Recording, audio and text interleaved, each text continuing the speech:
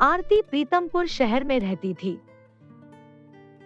एक दिन उसके मोहल्ले में रीमा और उसके परिवार ने किराए पर घर लिया। रीमा का परिवार किसी गांव से वहां शिफ्ट हुआ था। रीमा और उसके घर के हर मेंबर की आदत थी कि वो हर किसी को अपने घर आने का इनविटेशन देते रहते और मोहल्ले के सारे लोग सुई से लेकर लैपटॉप मांगने तक के लिए भी उनके घर चले जाते। थोड़ी सी सब्जी देना रीमा भाभी। थोड़ी सी? कितनी?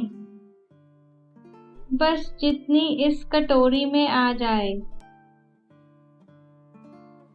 कभी कभी तो ऐसा लगता था कि ये किसी का घर है या धर्मशाला। कई लोग तो उनकी इस दरिया दिली का नाजायज फायदा भी उठाते थे।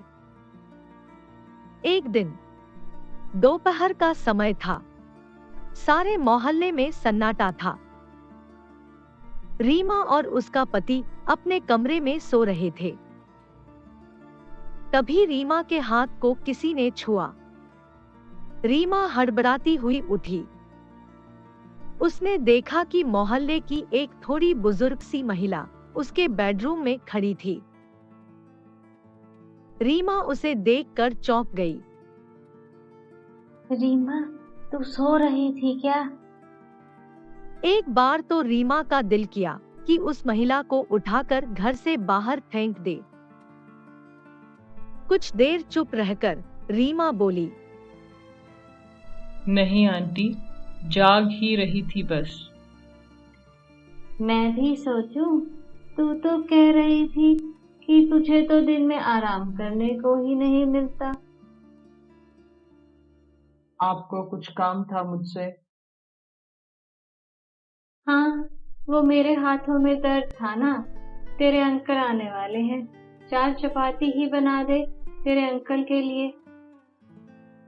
रीमा रसोई में गई और उस बुजुर्ग महिला को चपाती बना कर दी और अलविदा किया। धीरे धीरे रीमा अपने मोहल्ले में ही नहीं, पूरी लोकेलिटी में अपनी मिलनसारता की वजह से फेमस हो गई। और इसी बीच रीमा और आरती की दोस्ती भी होने लगी। आरती अपनी सास से बहुत परेशान थी। आरती को रीमा की दोस्ती डूबते को तिनके का सहारा सी लगी। वो हर जगह साथ साथ जाने लगी, फिर चाहे मंदिर हो या मार्केट, इवनिंग वॉक हो या किटी पार्टी।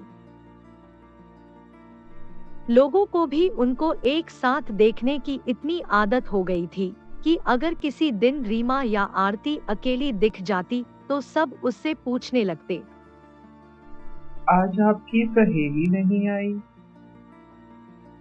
हाँ, आज उसके घर गेस्ट आए हैं। आरती, क्या बात, आज अकेली कैसे? रीमा नहीं आई?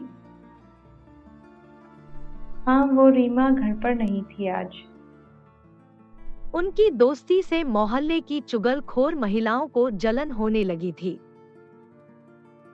कुछ ज्यादा ही दोस्ती बढ़ रही है रीमा और आरती की। हाँ, जब देखो दोनों घी शक्कर हुई रहती हैं। कई बार मोहल्ले की महिलाओं ने रीमा और आरती के बीच में फूट डलवाने की कोशिश की, पर उनकी कोई तरकीब काम न की। आरती, कैसी हो? मैं ठीक हूँ प्रिया, तुम कैसी हो? आरती, तुझे पता है, ये रीमा आगे से तो अच्छी बनती है, पर पीछे से बुरा भला बोलती है। मैं तो तुझे इसलिए बता रही हूँ क्योंकि हम सब तो यहाँ पुराने रहते हैं, वो तो नई आई है, क्या पता कैसी है।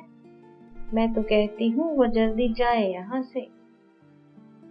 अगले ही पल रीमा और आरती मोहल्ले में खड़ी होकर बातें करने लगती और उन चुगलखोर महिलाओं की कोशिशों पर पानी फिर जाता। रीमा की देवरानी छाया उसी शहर में रहती थी। रीमा के घर से तकरीबन 4-5 किलोमीटर दूर। एक दिन रीमा और उसका सारा परिवार किसी रिश्तेदार की शादी में गए और वहां रीमा की देवरानी छाया के पर्स में से किसी ने उसकी सोने की अंगूठी निकाल ली। छाया ने इस चोरी का इल्जाम रीमा पर लगा दिया। जब रीमा अपने घर वापस आई तो उसने आरती को फोन किया। आरती, आज शाम फ्री हो क्या? हाँ हाँ बताओ, कुछ काम था क्या? अरे नहीं, मैं कह रही थी शाम को वॉक पर चलें क्या? हाँ ठीक है, चलते हैं। शाम को जब वो दोनों वॉक पर गई तो रीमा ने रोते रोते आरती को अपनी देवरानी की सारी बात बता दी। आरती, तुमसे बात करके दिल हल्का हो गया। अभी अगले हफ्ते एक और रिश्तेदार की शादी पर भी जाना है। कहीं छाया वहां भी बखेड़ा खड़ा ना कर दे। अरे कुछ नहीं होगा, तुम उससे बात ही मत करना और उससे दूर रहना। कुछ दिन बाद सुबह सुबह रीमा आरती के घर आई। आरती, 1 मिनट जरा ये देखना। क्या हुआ रीमा, तुम इतनी टेंशन में क्यों हो? मैं अभी पौधों में पानी दे रही थी और वहां मुझे एक फटे हुए एनवेलप में एक कागज पड़ा हुआ मिला। क्या लिखा है इसमें? उस कागज पर लिखा था, रीमा दीदी, आरती आपके बारे में कहती है कि आप उससे जलती हो और आपने अपनी देवरानी के पर्स में से चोरी की है। आरती सबके घर जाकर ये भी बोलती है कि आप झूठी हो। दीदी, आरती अच्छी नहीं है, आप उससे दोस्ती तोड़ दो। आरती उस कागज पर लिखी बातें पढ़कर सन्न रह गई।